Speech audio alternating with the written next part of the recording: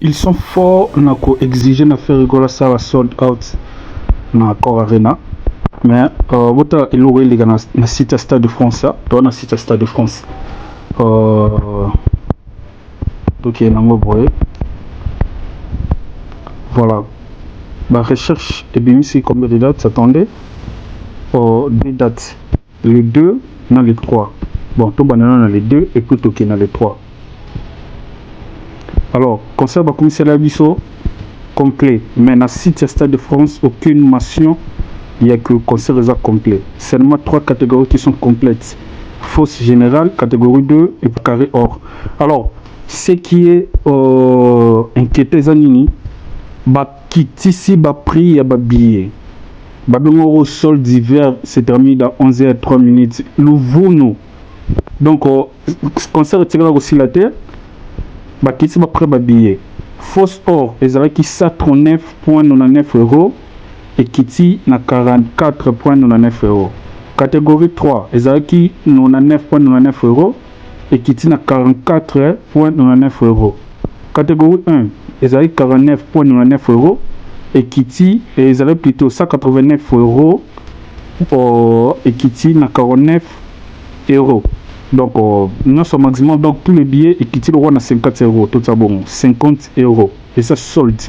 Donc, si la date, il y a les deux, on va commencer la vie sur sold out, mais sold out, il y a illusoire. Et tu vas le salamaté. Ok, maintenant, la date, il y a les 3. Attendez. Voilà, les 3 dimanche. Voilà. La même chose a aussi 3 catégories complètes, même technique. Et puis 3 autres catégories, ils ont soldé à 50 €. Mais pourquoi s'acharner à faire rigola? Ce qui binomoko, jusque là, on se pose des questions. Mongo, gouvernement sommes qui babillé. Ou les sommes babillé, bon détourna qui ont sommes string na soutien gorge, top na sommes qui ont babillé. Parce que jusque là, concert, ils ont Babies est toujours disponible, donc sold out et tiré la matin. Vous avez vu le pauvre. Tous en a site, il y a Stade de France et pas M. Gérard T. Mais tous en a site, il y a Stade de France. Les billets de ces 2 concerts sont toujours disponibles.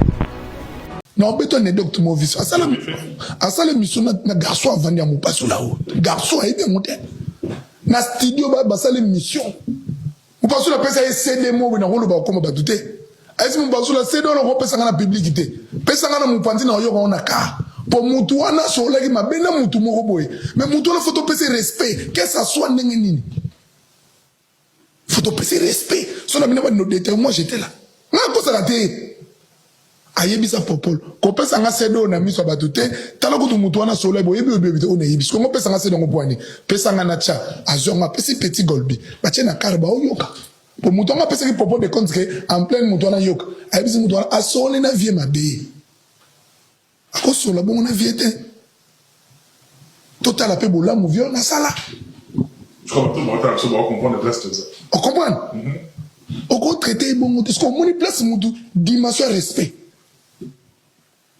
Excusez-moi papa na le bon émission à la table ni mo ya capiche il va ngala ngala boya balme. Ngana utape boulot na di cravate dans place ça nga comme grand type. Habiter yeza ganga c'est un grand type.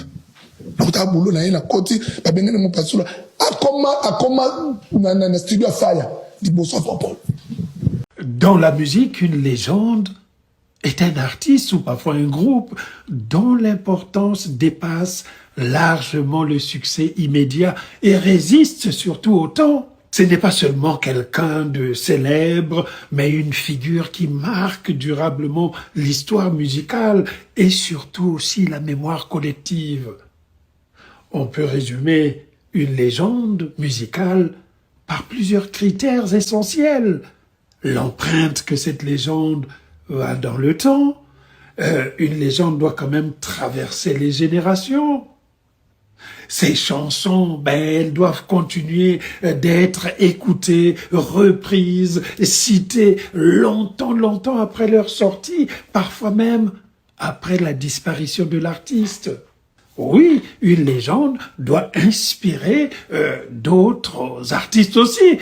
Je vais remercier ma famille, mes frères qui sont là, Dave, Les artistes qui m'ont inspiré, comme Kofi qui est là.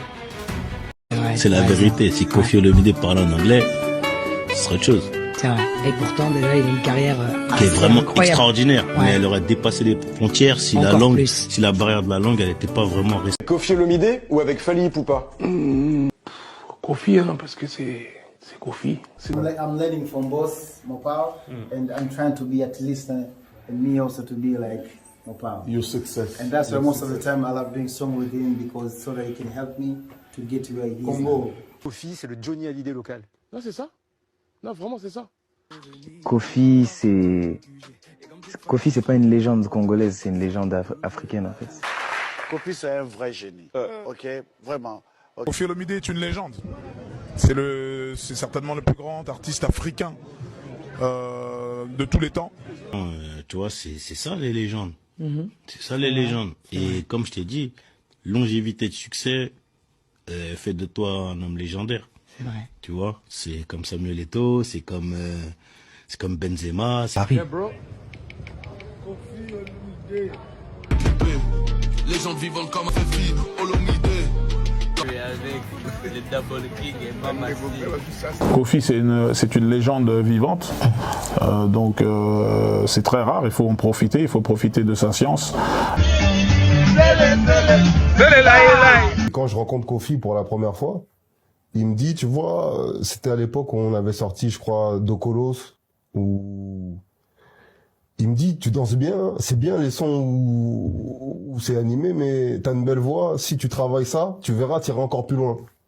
Excellence. Ouais. Ta meilleure performance. Avec la légende de Grand Mopao, les choses se passent. J'arrive au vestiaire, tu connais Kofi Olomide? Mon fidèle compagnon. Très bel artiste. Il nous invite à manger chez lui. Donc, donc voilà. Et il me dit, Hiro, toi, mets-toi là. Voilà. Il me dit, toi, mets-toi là. Et puis, il dit, vous voulez boire quoi? Vous voulez, tu vois, donc, et en fait, il sera content si tu limites là. Ça, c'est mon vieux, ça, y a pas de, y a pas de problème. Mais, en fait, c'est la première fois que je vois une légende comme ça me mettre à l'aise, nous mettre à l'aise, chercher à nous recevoir, tout ça et tout chez lui, là où les autres l'ont pas fait dès le départ. Donc, je pense que c'est la première légende que moi je rencontre et que je me dis, ah ouais, d'accord. Et tu sais, quand t'arrives dans sa maison, chez lui, c'est impressionnant. Tu te dis, ok, d'accord, être une superstar, c'est ça, être, voilà, tu te dis, ok. Grand légende. Le président des Manois, il va faire son entrée tout à l'heure. Dans le recueillement. Davido. Another one. Bienvenue dans la chaîne d'Abino Melo TV. Melo TV, et la chaîne d'Abino Oyo. Et chez la Rabino ba vidéo, nous faisons ça la buzz dans Internet. En tout cas, mes chers amis, buzz et zali toye potolo bela yango. Mais s'il te plaît, avant de voir la vidéo nabiso, na kupeso na opportunité qui toko oyo pona yo landa biso. Abonne-toi, partagez, likez comme ça au rataka lisusu te ba vidéo to sala na chaîne Oyo. Pourquoi chaîne Oyo? Parce que chaîne Oyo to lo ba vérité, chaîne Oyo to zala wana pona ko dénoncer pe ko décourager ba makambo nyonso ya mabe oyo zo salema na ba musique na biso. To za tellement molaïte mais nous tenons vraiment aussi à vous rappeler que non, en tout cas ba golo nyonso Oyo bazali vraiment na Paris. Et en marche moko boyo à bengi carnaval, en tout cas le 14 février à 10h30 bisognon sotokutani na niveau ya Château Rouge. À partir à Château Rouge tokende mbala moko bisognon so na carnaval wana toza na kati ya kopesa ba pamphlet na nzela pona kosa la promotion mais à la main il y a Accor Arena. En tout cas, concert Oyo ezale kozala mama na concert, meilleur concert Oyo kozala na 2026 ezali Accor Arena. En tout cas, toza déjà na 2026 ndenge to solo la boye. Et si ka yo ozali wana ozali ko metuna peut-être na concert ngo ozala wapi ezali le 4-4. C'est-à-dire les 4-4 2026. Awa déjà to comme compter de ba mois, bientôt là to compter ba semaine. En tout cas, ba billetterie ezo kende tellement bien. Ezozonga te lokola côté mususu. Eza ba kitisi ba prix te lokola côté mususu. Mais oyo billetterie ya Accor Arena et si ka ba komaki épuisé tika li épuisé. nano bakomi épuisé te ekotikala ka non épuisé soki ekotikala bongo jour à concert ekotikala ka bongo jour à concert mais soki esili ekozonga lisusu te. C'est là où vraiment différence à makasi ezali na makambo oyo ya babietri depuis un certain moment. Lukuta ekoti. Lukuta na influence ya lukuta ekomi ebele mes chers amis. Tokokota na vidéo oyo.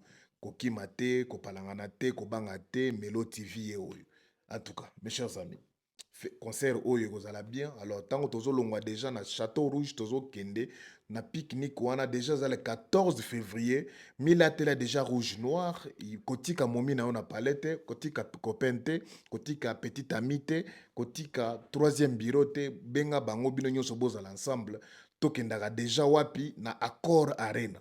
Tango tokokoma na Accor Arena nde bato bakofungola bakiti na bango, donc bakotia batapi, bato bakovanda na se, bakomela, bakosepela. Pourquoi eza pique-nique, eza jour d'amour, tolingi tolakisa amour na bato oyo basoutenaka même artiste na congolais. Alors mes chers amis, ozali na voisin zali ivoirien, ozali na voisin zali camerounais, ozali pe na voisin oyo zali wario. Bengaye, yebisaye vraiment que Ferrego là azobeta les 4-4 et au sala biso bien tout monde marche wana et salema bena en bonne et due forme comme ça tout le belango na ba page na biso. En tout cas, mes chers amis, naye parce que tozali na ma 2 ou 3 points moko boye to lingi to solo là par rapport à actualité. Premièrement, tozoyi bisa vraiment ministre de la Culture et Art madame Binomo Boyebie. S'il y a vraiment un artiste que tu peux soutenir encore, parce que vous savez soutenir un artiste ebele, moi je pense que nous pensons que Ferrego là, par rapport à recruter naye oya sali na minute oyo na ina.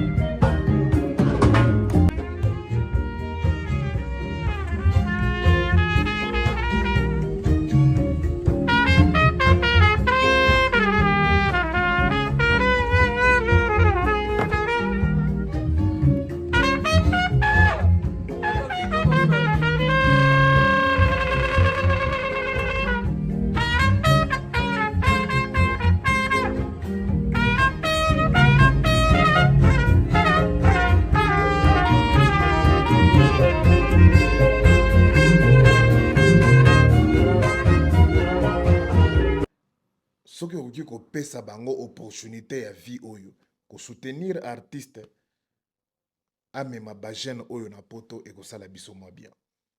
Comme ma bajene na poto ezalika ko pesa bango chance ko fongola bango ba porte na niveau ya likolo oyo batango bako beta symphonie bato ebele bako tuna bayekoli wapi et patu oyo bako yeba bako zo ba réponse.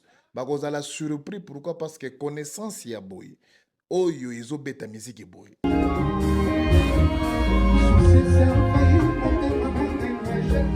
Connaissance oyo mes chers amis, moi oyo atangi na Afrique du Sud te, atangi na Dubai te, atangi na Singapour te, atangi na Poto te, atangi na États-Unis te pe na Canada te, atangi na Kinshasa ba yeko lisie.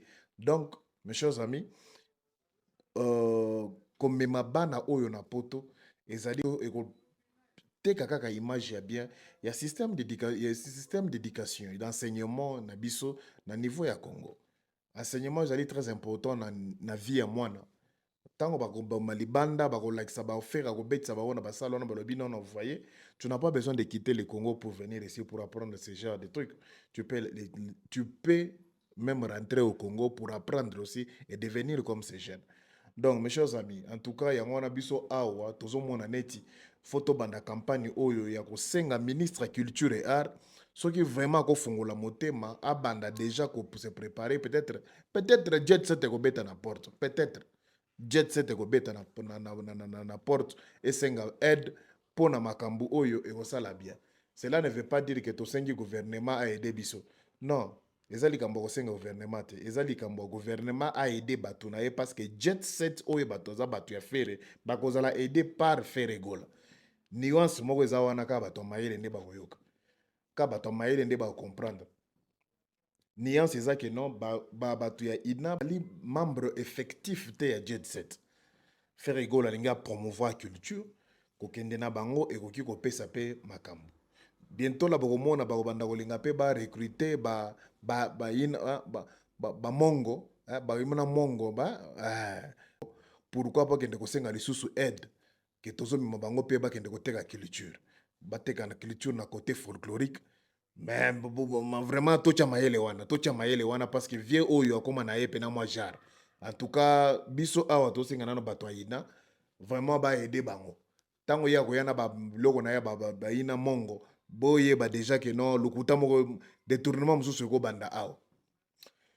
Mes chers amis, vous savez, na vie ezaka na moment moko boye oyo pendant que tout le monde est contre toi, pendant que tout le monde azali na kati ya kolinga échec na yo.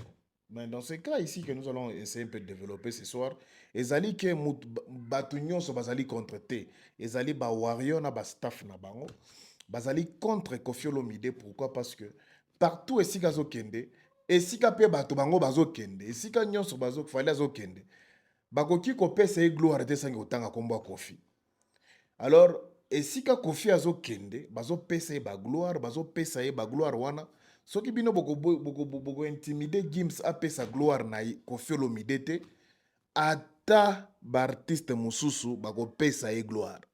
Mes chers amis, discours ya Singuila na Afrima ezali discours moko etouchaki motema nanga makasi. Pourquoi? Parce que ezalaki discours moko sincère.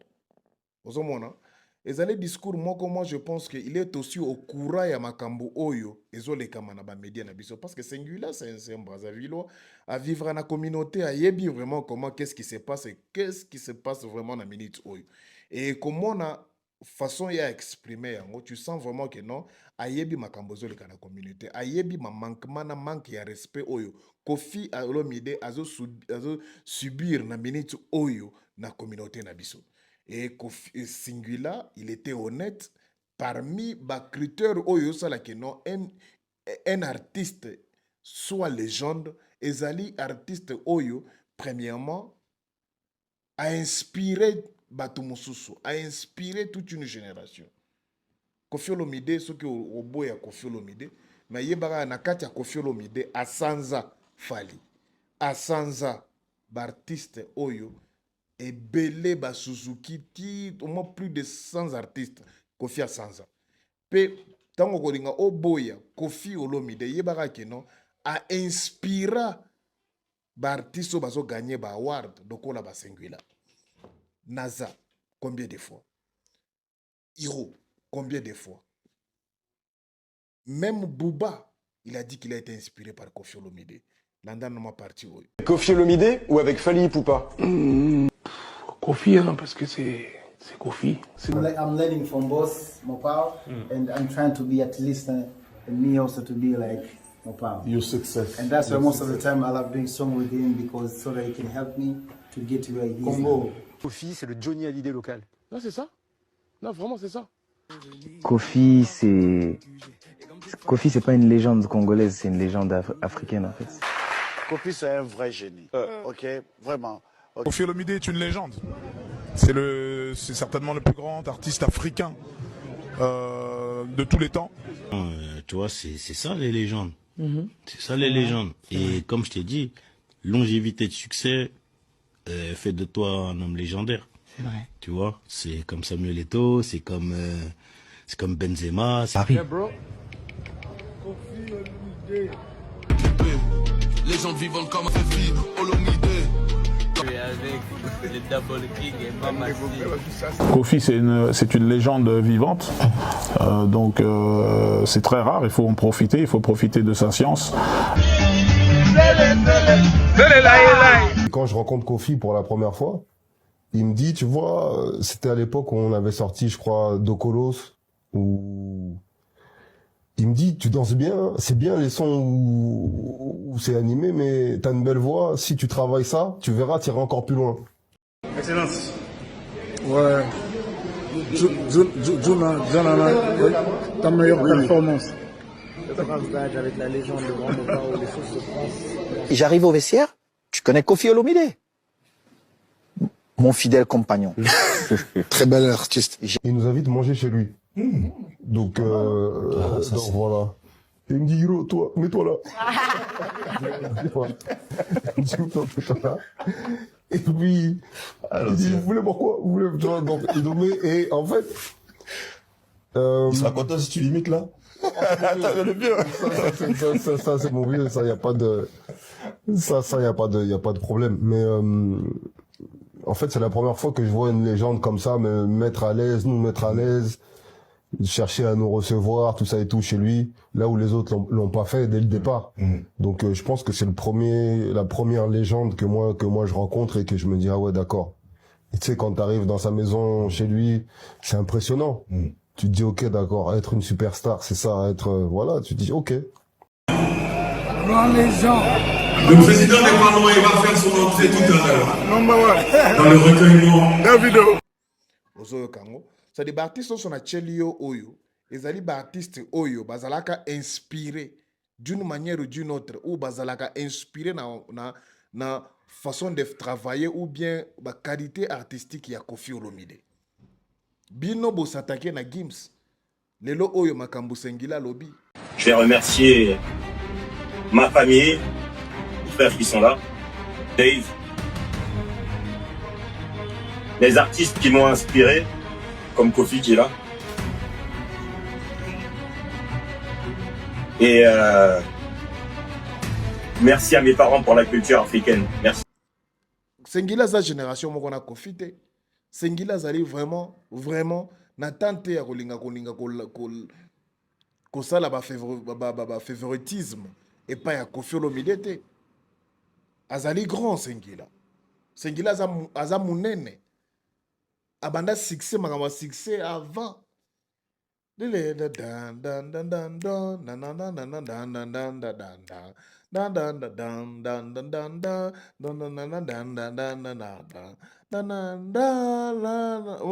Mbwana tibiso sotanga na ba tozaki na ba 4e secondaire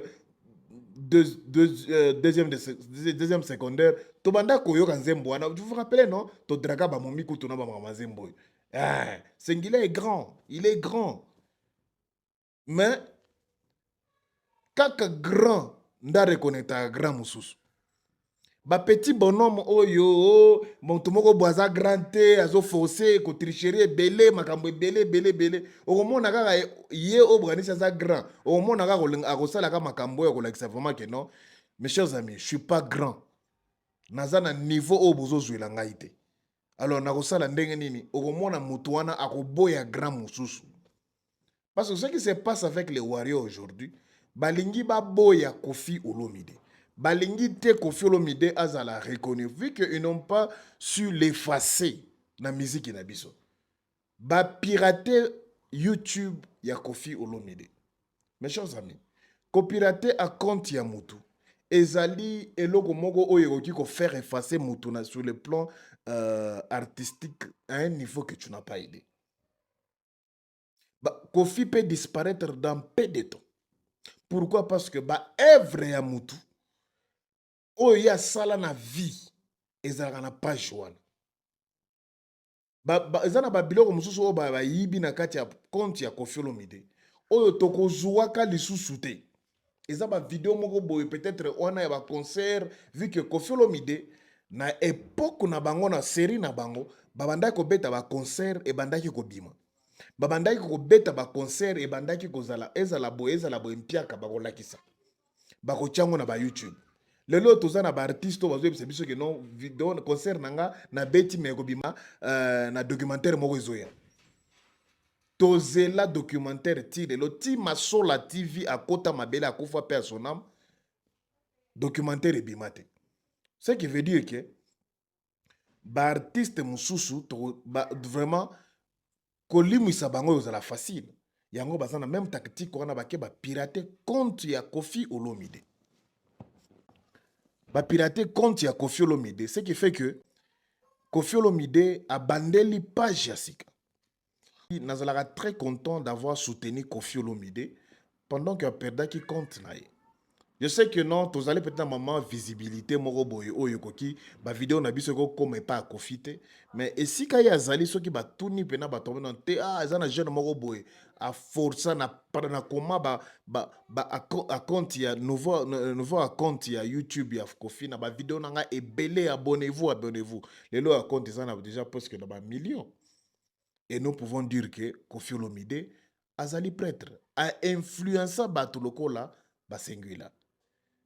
Vraiment, mes chers amis, quand les artistes ou la Kofi Olomide zali jeté, bakokite yango bomoni balingite sikoyo un artiste aussi un artiste congolais aussi grand comme Kofi, même pas comme Kofi, mais à niveau moko boye à grandeur a félicité a benga Kofi légende te.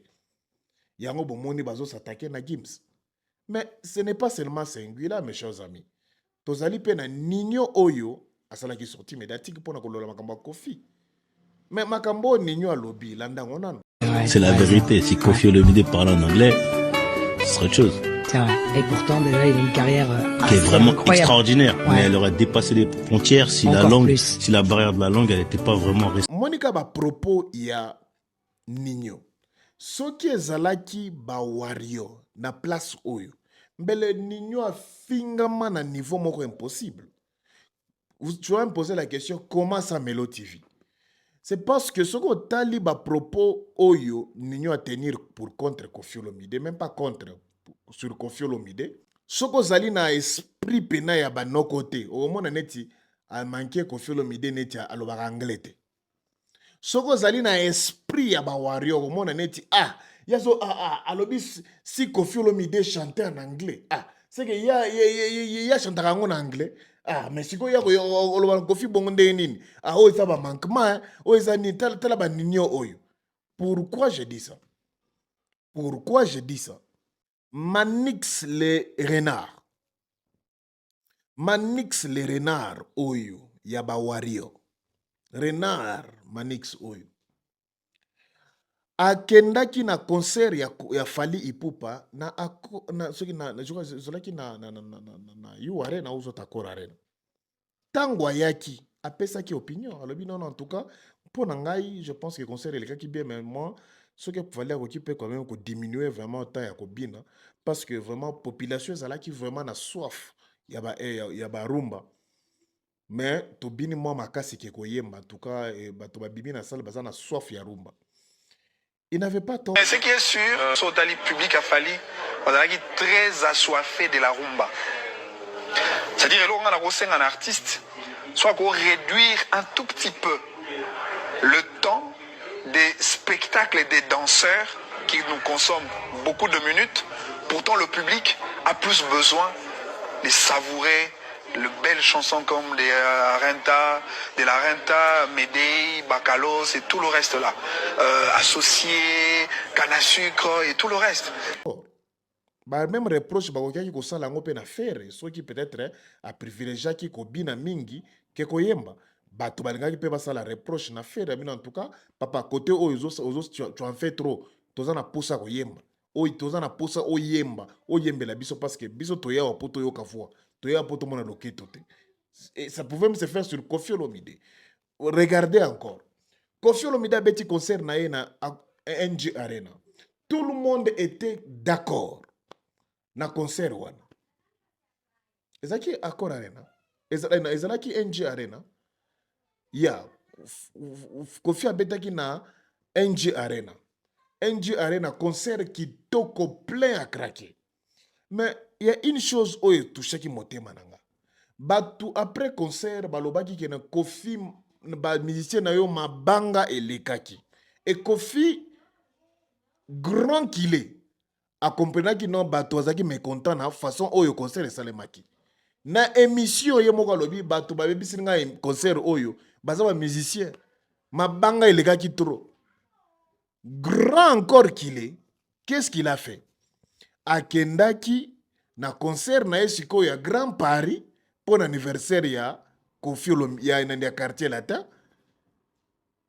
abeti concert abeti bato bamisien na ye bakoti babeti mamasi akoti babeti mais ntango Kofi akoti abeti première chant deuxième chant Koffi Olomide a posé la question na bapublic mabanga eza quand même te na minute oyo mabanga vraiment c'est bon habité c'est bon mabanga eza te ozoka niveau ya humilité na niveau ya soif ba grand bazalaka nango par rapport à musique na bango mais botala Wario balobi bobinaki trop ke koyemba en tout cas bon oyo azoloba wana moko na bino mais botala ndenge bavilipanda ye na télévision bazela ni utia Manix na comprendre ni eta Manix na comprendre penate c'est rattrapé na comprendre soki opé ça fallait conseiller c'est donc intellectuel aussi toi-même est-ce comment en vérité la vérité ta dès qu'on a congolais tout monde avocat politicien a yebisa musicien a ça les logo oh ya linga ça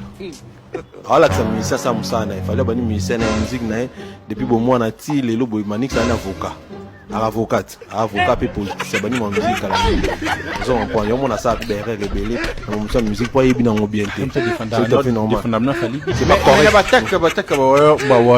ba attaque qui sur les réseaux vous pensez que ça va c'est un peu de toucher sa relation avec l'artiste Fally ah ben non relation monter Fally nous comme ça ba tutuka ou lo ba somme dans le biga relation na Fally relation nini yoza on a Fally tu as 5 ans n'a pas voir Fally aza muto aza bon aza bien kasi après ça mais ça relation te bien relation d'ailleurs non Wario te alors c'est pour cela que je vous dis que par rapport à ma propos il y a le monsieur ici Nino ce qui est là qui ba Wario mbele façon ba fingi vraiment Nino na minute oyo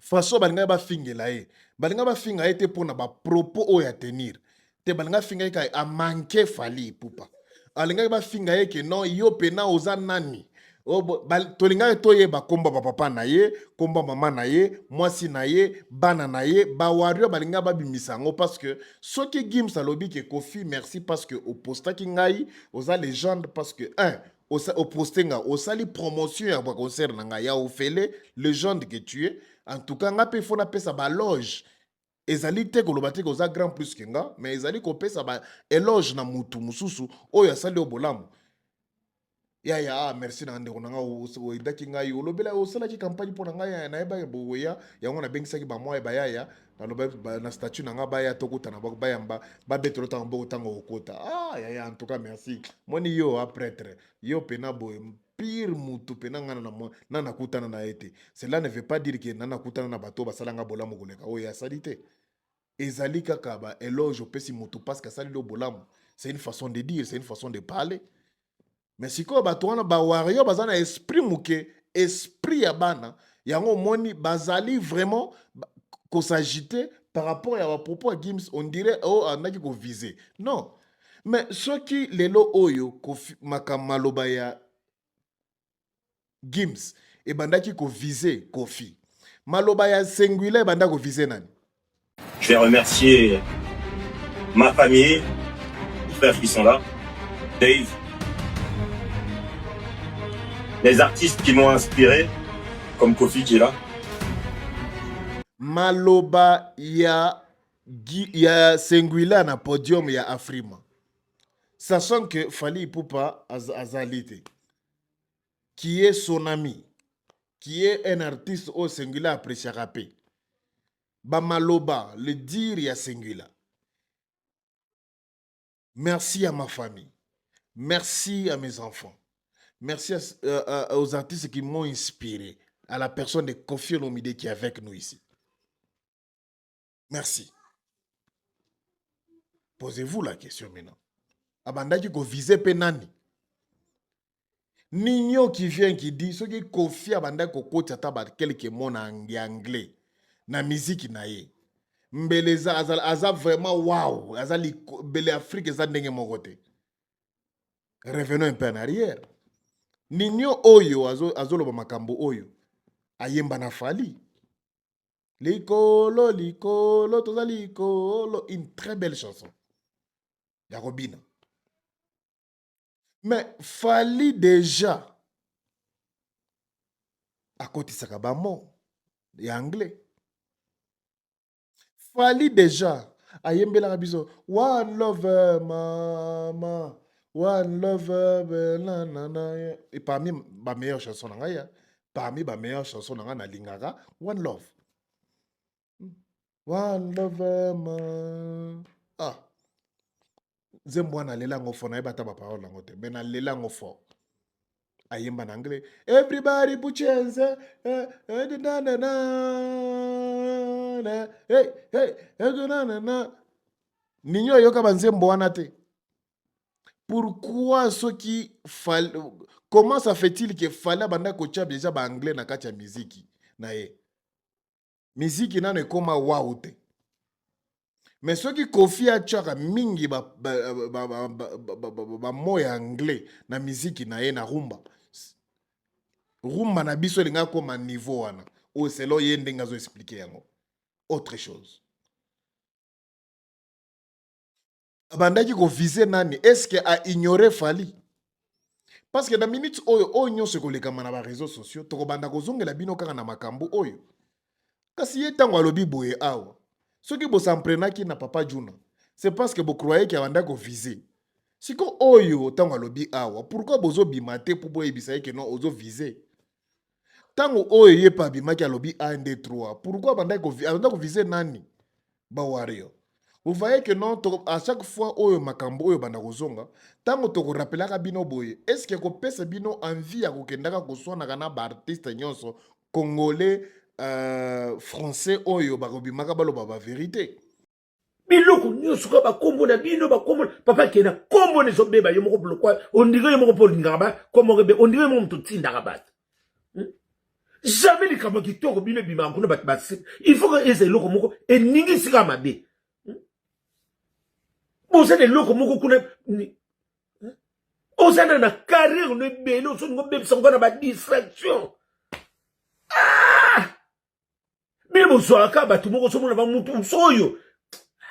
Tena mone sa ba jeune bile bile mo boyebi ma kamna mino bo sala ka wana. Parce que ceux qui vont boza ma nini groupe nini moko sa nini eza nini na bino sa nini bureau na bino sa brandé vraiment makamba kitoko boza. Eloko za kunate. Bile sa lokwa to le na dala bose to boka nie. Eloko za te. Distraction na distraction. Kofi mo olobi da komi ma azalaki mabite bino bokumisi papa na bagimi swana vie moko malamu fo vie yo ba vie bango te ba vie ba papa na bagimi swa lelo papa na gimi sa komi mabe bobanda ko bima chaque fois bo swana kana ba artiste nyonso wana parce que bino bolingi vérité te neti makambo oyo na ninyo alobi awa. Est-ce que ça implique que Abanda Kosala Asala qui Abouda qui fali?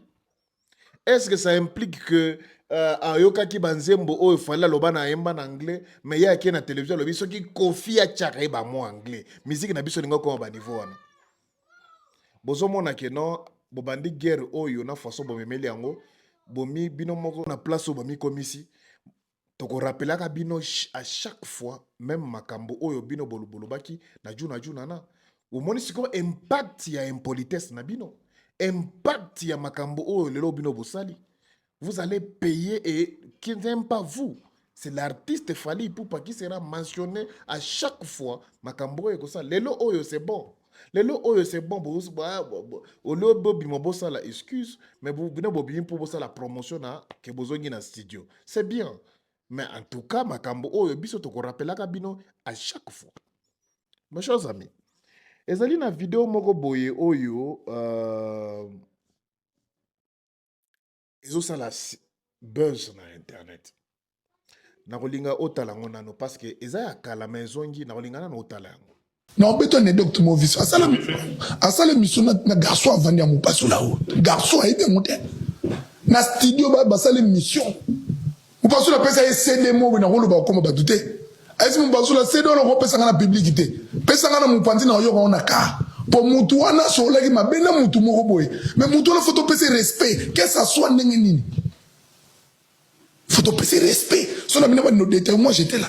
Na ko kosala te ayebisa popol kopesa nga sedo na miso bato te tala kutu mutu wana solo boyebi oyebi te ona yebisa ko pesa nga sedo ngopwani pesa nga na cha azonga pesi petit golbi batie na karba oyoka po mutu anga pesa ki popol de compte que en plein mutu wana yoka ayebisa mutu wana asole na vie mabe akosola bongo na vie te totala pe bolamu vie na sala je crois que moi tu vas comprendre la place de ça on comprend on peut traiter bongo te ce qu'on moni place mutu dimension respect.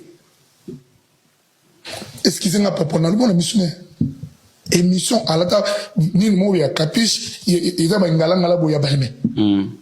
On a tapé boulot là, dit cravate dans le place, ça a comme un grand type. Habiter, il y a un ganga, c'est un grand type. On a boulot là, il a côté, pas bien, mon pas là. À comment, dans studio à fire, dit bonsoir, papa. Et à quoi il y a peu près 40 minutes, mais il y a commis à garer ou à vandi, à Ozela. Oza papa na komi faya kuta zoya azoki mama una gara na ba caméra a installé pa ba sale monsieur ici la jupe loko a pesi be faya non lo ba no vérité mutu oyo bocho kotala wana ba bengi Fiston Manisa grand garçon babwa ka ebele pa ya fali parmi ba ki grand garçon na ye alobi ka vérité biro boyoki yango mais eloko moko alobi awa alobi ke non eza pona ko bomona niveau ya respect oyo falaza nango par rapport ya vie na ye na yebi bien que non tango abanda ko loba pe awa abanda ko aloba ndo loba nde Koffi Olomide. Qu'est-ce qui se passe na kilelo oyo biso tozana bino lelo oyo soki ata muto asali vidéo contre Koffi Olomide mais atangi kombote YouTuber bima loba ke non au moni vidéo oyo alobi na ye, mais je ne pense pas qu'on doit le Koffi. Mais moi, je pense que Amanda ko viser Fali. Pourquoi? Parce que bango balobi Gims tant aloba ki Amanda ko viser nani Fali. Fiston Manisa, grand garçon. Ça Manisa ya, Manisa grand garçon. Na makambo loba awa bien sûr qu'Amanda ko le makambo Koffi. Il paraît que Fali abimaka soki ndenge nini bazo sala bino kopesa nga CD ya mutu wana te na biso eza artiste musicien nani ya quartier la te obandenga pesa CD mais façon akei nango akendaki nango contre Koffi Fali ne pouvait pas kozwa CD na ye na maboko na liboso na télévision na vidéo il fallait zo ngo na kuzu ayoka ngo na kuzu mais mo passo le fallait ki apesa ye objectif ke na kopesa CD na yo na Fali. Ok? Bon, encore une fois, je pense que Eza Lokuta. Ok? Eza Lokuta. Pourquoi Naolo Bake Makambo Fiston Fiston Manisa, grand garçon, alobi a Eza Lokuta. Makambo Jaël aloba sur Koffi. Ma finga oyo Jaël Larenard aloba sur Koffi Olomide. Ata okangi matoi nzoto egoyoka biende. Ata oboyi koloba bato bakoyoka ngo façon bakozala na humeur na bango ego affecté yo pe.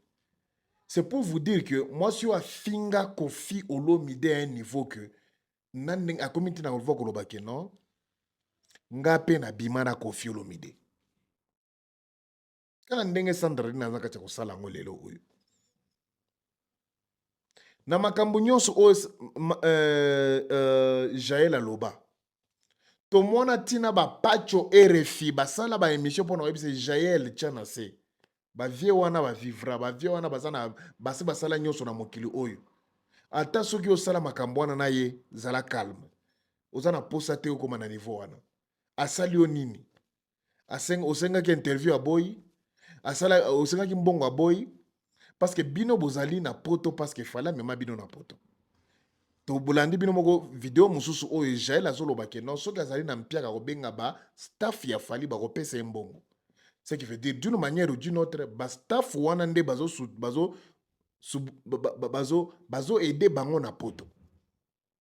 bazo subvenir na ba besoin na bango na poto batu nyonso oyo ba MS ba Ken Mpiana MS la renard ba MS le renard ba Jaël la renard ba Maniké la renard ba Bomolo Chantal Bomolo la renard wana pe bazo e bango bazo ya pe panaye ba futaka bango ba staff ya fali ba futaka bango. Alors qu'est-ce qui se passe? Makambo nyonso o Jaël la finga d'une manière ou d'une autre et comment est pas avié et comment Jaël abandi ko finga Kofi te na poto abanda ko finga na Kinshasa mais bino bo pesa ka visa mwana oyo kombo na susu nani Alexis le renard abandi ko finga Kofi na poto te afingi Kofi na Kinshasa mais bino bo pesa ye visa aya poto bino bozongi azonga Kinshasa bozongi se na poto aza na poto neti na minute oyo tango zo finga juna na awa c'est parce que bino bo makie na poto.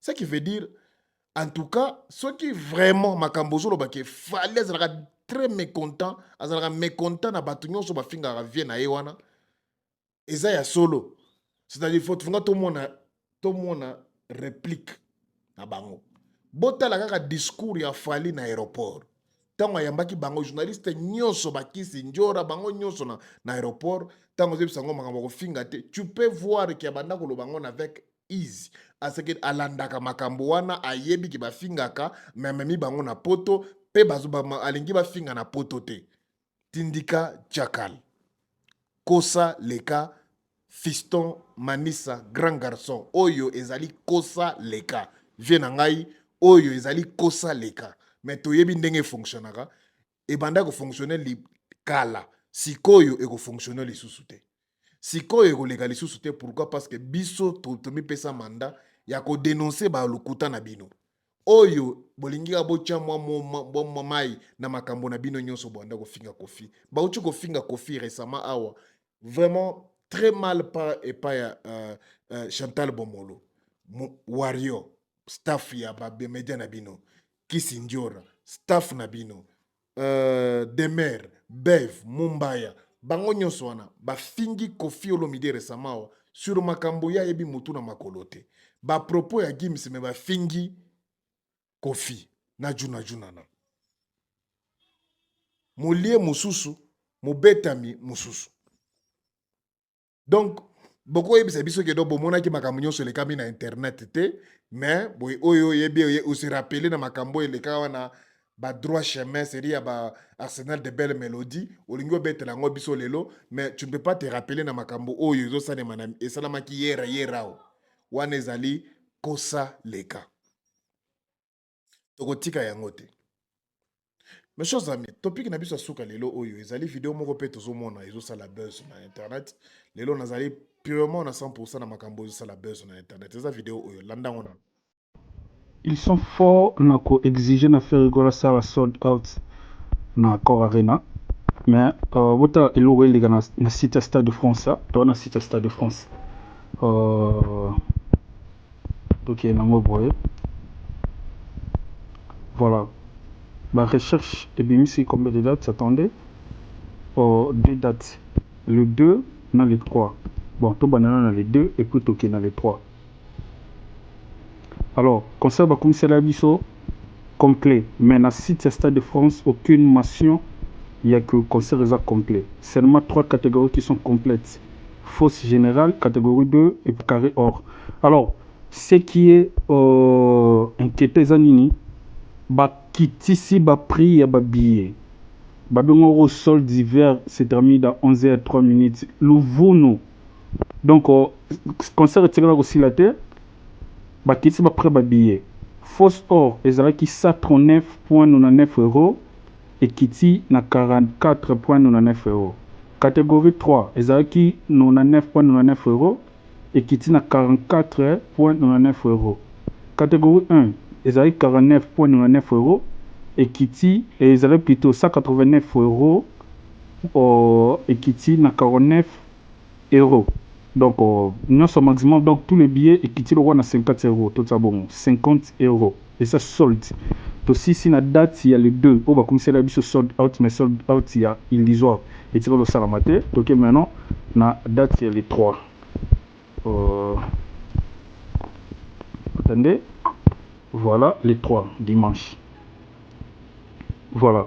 La même chose a aussi trois catégories complètes, même technique, et puis trois autres catégories, les a soldées à 50 euros. Mais pourquoi s'acharner à faire là, ce qui binomoko, jusque là, babillé kamate. On se pose des questions. Mongo, gouvernement somla qui babillé, ou les sommes babillé, bon détourna qui ont sommes ba string na ba soutien-gorge, top et na bo somla qui ont babillé, parce que jusque là, concert, eza babillés est toujours disponible, donc sold out et tiré la salamate. Vous avez vu le preuve. Tous un site, il y a Stade de France et pas M. Gérard T. Mais tous un site, il y a Stade de France. Les billets de ces deux concerts sont toujours disponibles. Mes chers amis, la vidéo où tu là, ezali makambo ya billetterie ya Fally Ipupa.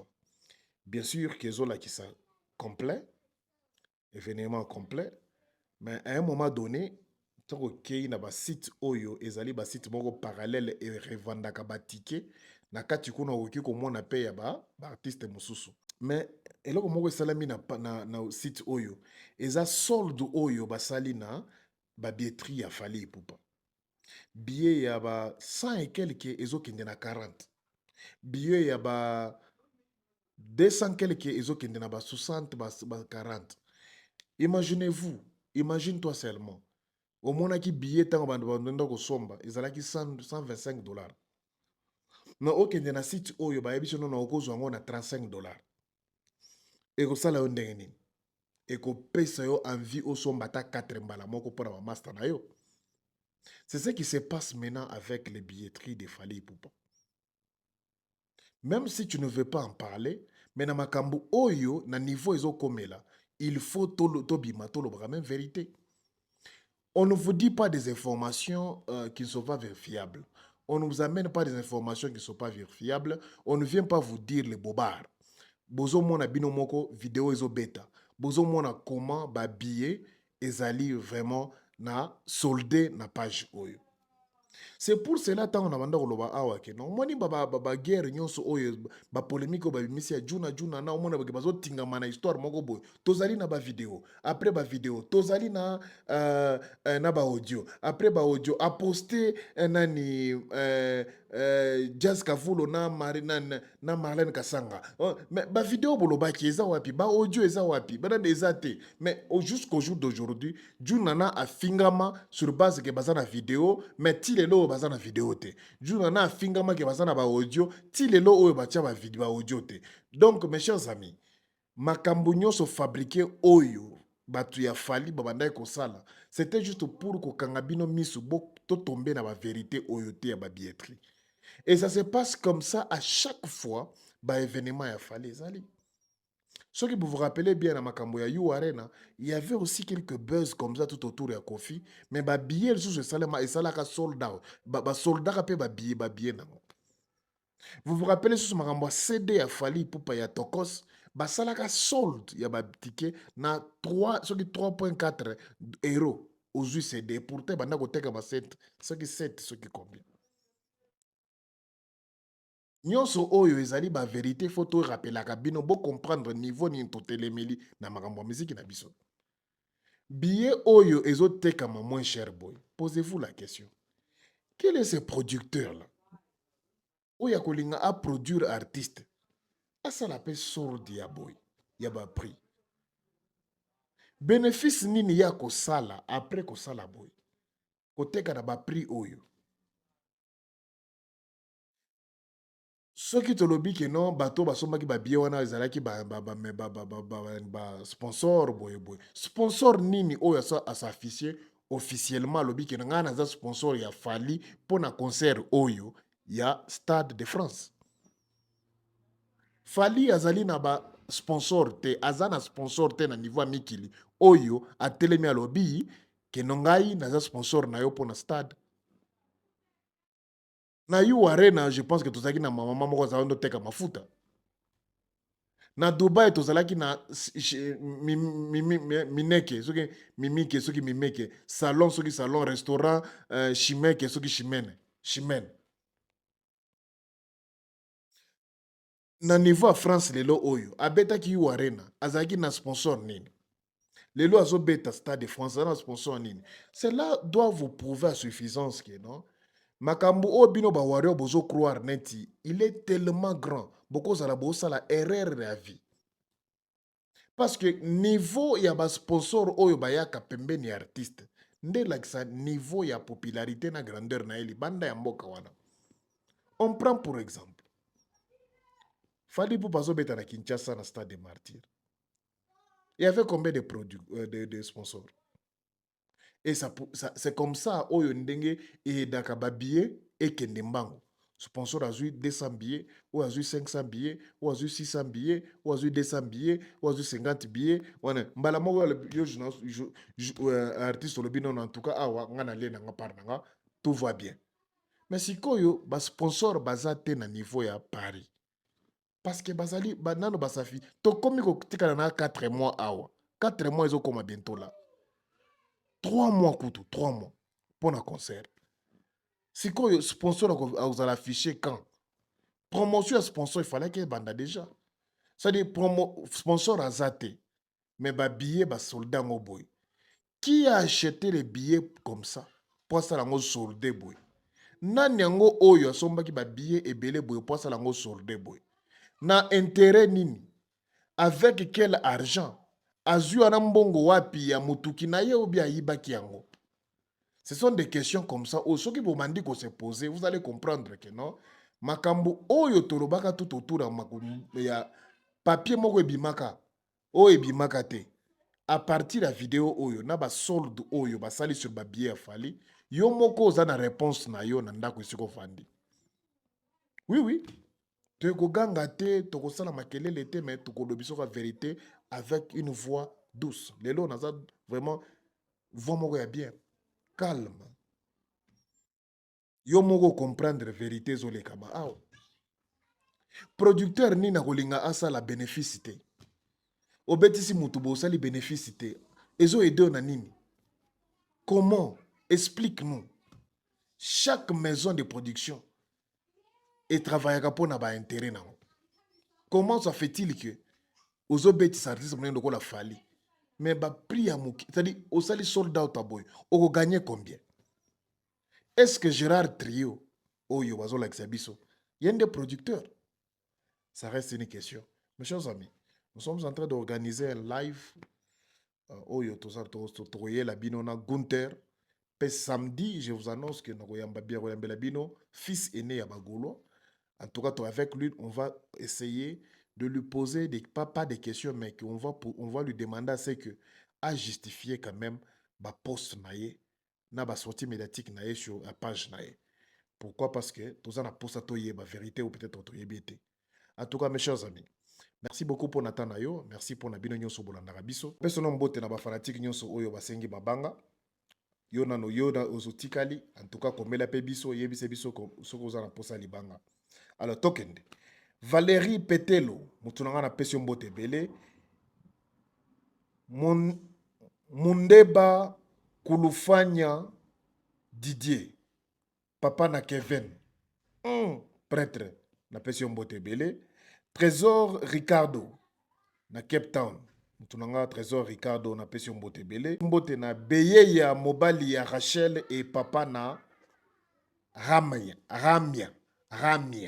En tout cas, ici quand nous sommes na pesio mbote belé mndeko na ngai donc en tout cas mbote de la biso banani nyonso ya ba demande na bino ba mabanga comme ça to sala la vidéo ba kombo nazo koma yango po etika la pour toujours oyebi que non o leka quand même na chaîne na Melo TV ba bwaka yo et ça la biso moi bien fort toza pona ko bwaka bino toza pona ko chia bino mabanga mutu na ngai Denis Makambo na États-Unis na pesio mbote belé Yasmine Mbosi mama na pe Willy Mani na États-Unis na pesio mbote na bosanité Eric Pirvier Venangai Eric de Gunther.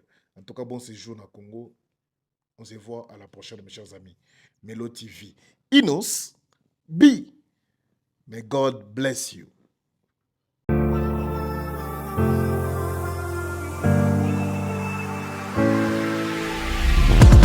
bolanda na YouTube na Melo TV. Bolanda na YouTube na Melo TV. Melo TV. Bato balanda baza na YouTube. Yedom. OK. Aolekisa likambo te Melo TV.